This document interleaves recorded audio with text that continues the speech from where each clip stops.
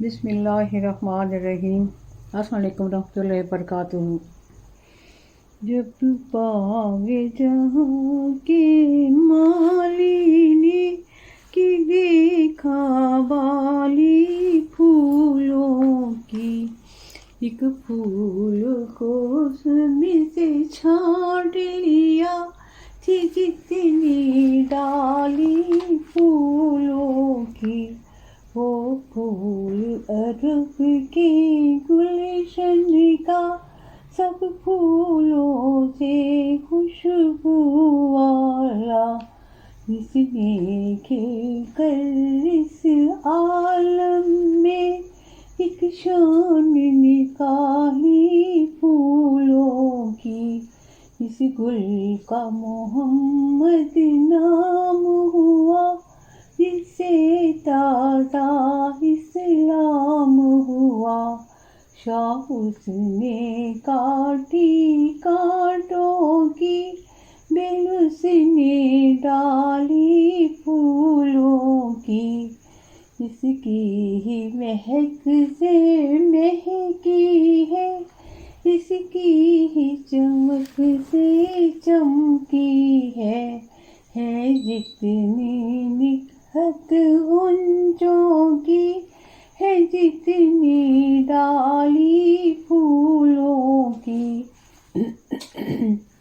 جنت سے اسے نسبت کیا ہے، یہ میرے گل کا روضہ ہے، یہاں رنگ جدا ہے پتوں کا، یا شان نرالی پھولوں کی، ہے رش کے جگر کے زخموں کو، حسرت ہے دل کے داغوں کو، روزے پیشا کے چڑھتے ہیں، کیا شان ہے عالی پھولوں کی، طیبہ کا مالی کہلاؤ، روضہ پہ چڑھانے کو، ایک ہاتھ میں گجرا پھولوں کا، ایک ہاتھ میں ڈالی پھولوں کی، جب پاوے جہاں کے مالی نے کی دیکھا والی پھولوں کی۔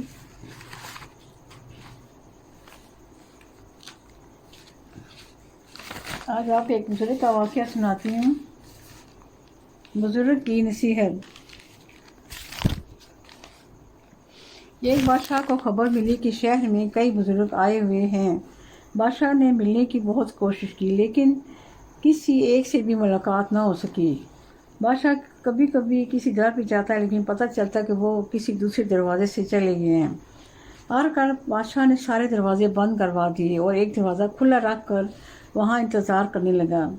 چنانچہ بزرگ کا اسی راہ دروازے سے گزر ہوا۔ جب ملاقات ہوئی تو بادشاہ نے اسے کہا، اب جا کر آپ سے ملاقات ہوئی، میں نے شہر کے سارے دروازے بند کروا دیے تھے۔ بزرگ نے اس موقع پر نصیحت کی، انسان کو رب کی راہ میں اس وقت نصیحت ہوتی ہے جب وہ اس کے دروازے بند کر کے صرف دل کا ایک دروازہ کھلا رکھتا ہے۔ سبحان اللہ، زبردست۔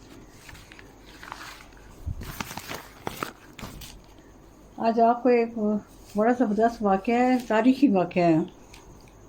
اتبا، وہی بادشاہ جس نے خانہ کعبہ کو گرانے کا ارادہ کیا تھا، یہ شاید میں دیکھتی کس نے لکھا تھا، یہ بہت مشہور رائٹر ہیں، انہوں نے یہ سارے ترتیب سے لکھا تھا۔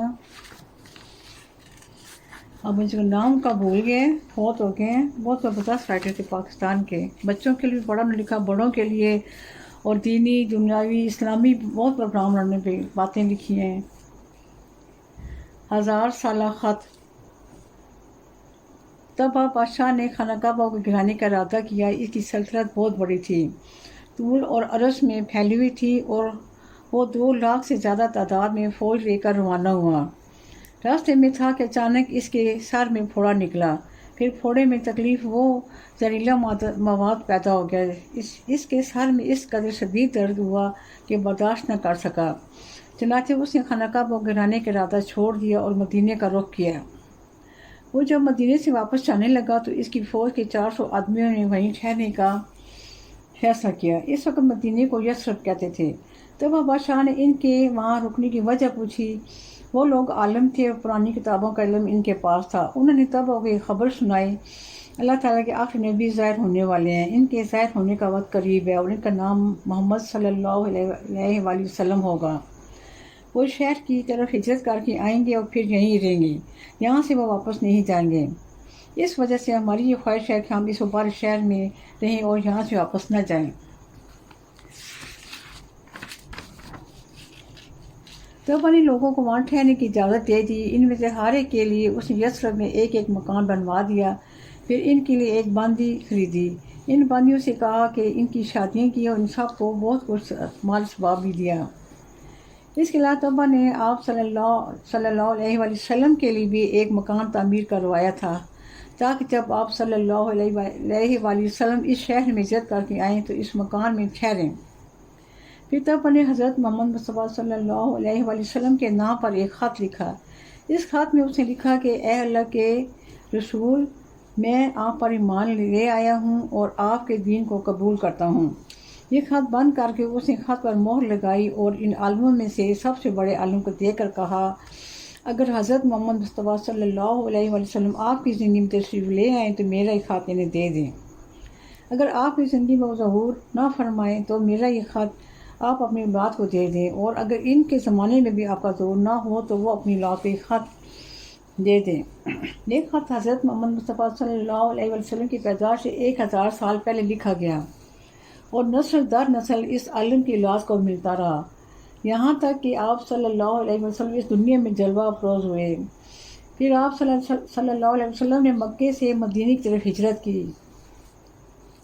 ادھر یثرب کے لوگوں نے جب آپ صلی اللہ علیہ وآلہ وسلم کے بارے میں سنا کہ آپ مکہ میں اپنی نبوت کا اعلان فرما چکے ہیں اور وہاں آپ پر طرح طرح کے ظلم ڈھائے جا رہے ہیں، اس عالم کی اولاد نے وہ خط ایک شخص کو دے کر مکے کی طرف روانہ کیا۔ اس وقت تک آپ صلی اللہ علیہ وسلم مدینے کی طرف روانہ ہو چکے تھے۔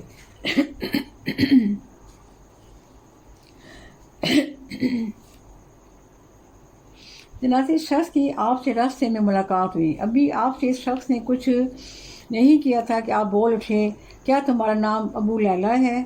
یہ سن کر شخص حیران ہوا اور بولا، جی ہاں، میرا نام ابو لیلہ ہے۔ تمہارے پاس طبع خط ہے، لاؤ وہ خط مجھے دو، میں محمد ہوں صلی اللہ علیہ وسلم۔ سبحان اللہ، سبحان اللہ، بڑا زبردست واقعہ ہے۔ ابو لیلہ نے خط آپ کو دیا۔ اس خط میں لکھا تھا، اے محمد، میں آپ پر اور آپ کے پروردگار پر، ہر چیز کا جو پروردگار ہے، ایمان لاتا ہوں، اور آپ پر ایمان اور اسلام کی جو شریعت اور طریقے اپنے پروردگار کی طرف سے ظاہر ہوئے ہیں، میں ان پر بھی ایمان لاتا ہوں۔ میں ان الفاظ کو اپنی زبان سے ادا کر چکوں گا۔ اگر خوش قسمتی سے مجھے آپ کا وہ زمانہ مل گیا تو اس سے بڑی بات، اس سے بڑی نعمت میرے لیے اور کیا ہوگی۔ لیکن مجھے آپ کا زمانہ نہ مل سکا تو اے اللہ کے نبی، آپ مجھے بھول نہ جائیں۔ قیامت کے دن اللہ تعالیٰ سے میری سفارش فرمائیں، اس لیے کہ میں آپ پر ایمان لانے والے سب سے پہلے لوگوں میں ہوں گا، یعنی آپ کے دنیا میں آنے سے پہلے ایمان لانے والوں میں سب سے ہوں گا، سب سے پہلے میں ہوں گا، میں آپ کے دین پر ہوں۔ خط کے اوپر طبع کے یہ الفاظ لکھے تھے، جس شخص نے ہاتھوں میں یہ خط پہنچے وہ اس کو امانت سمجھ کے حفاظت کرے اور جن کے نام خط ہے انہیں پہنچائے۔ تب آپ نے صلی اللہ علیہ وسلم نے یہ الفاظ ارشاد فرمائے، نیک اور صالح بھائی طبع کو مرحبا ہو۔ جس وقت طبع نے یہ الفاظ کہے تھے کہ میں آپ پر ایمان لاتا ہوں، اس وقت آپ کے پیدا ہونے میں 1000 سال باقی تھے۔ یہ بھی کہا جاتا ہے کہ جو عالم مدینے میں ٹھہر کے تھے، ان کی باتیں سن کر طبع نے مدینے پر حملہ کرنے کا ارادہ ترک کر دیا تھا۔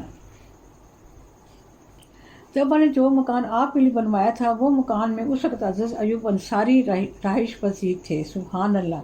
جب آپ مدینے میں داخل ہوئے تو ہر شخص کی خواہش تھی کہ آپ ان کے ہاں ٹھہریں۔ آپ نے اس خیال سے کسی کو ناگواری محسوس نہ ہو فرمایا، میری اونٹنی جہاں بیٹھ جائے گی میں وہیں اتر پڑوں گا۔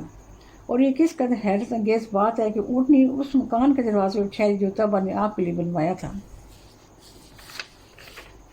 سبحان اللہ، بڑا زبردست واقعہ ہے، بڑے ہی زبردست۔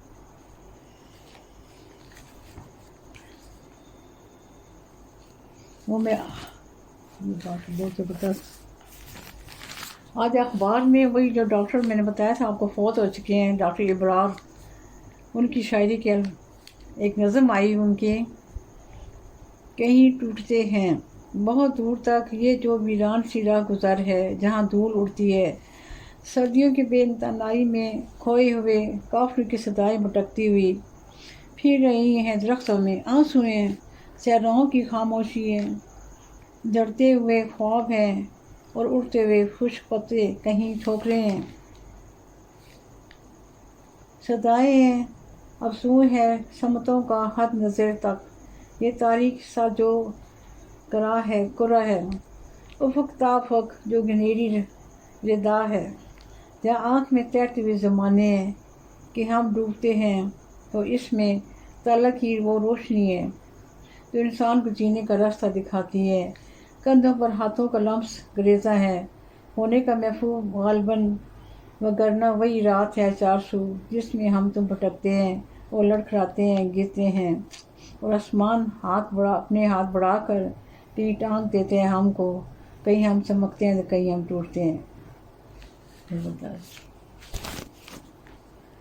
اس قدر کی زبردست شاعری ہے، یہ کہ لفظ میرے دل میں اترتا ہے، وہ زبردست ہے، مجھے بہت پسند ہے ان کی شاعری۔ کیسے اللہ تعالیٰ نے پھر اتنی بیماری میں ان کو ایسی ایسی باتیں بتائیں ان کو۔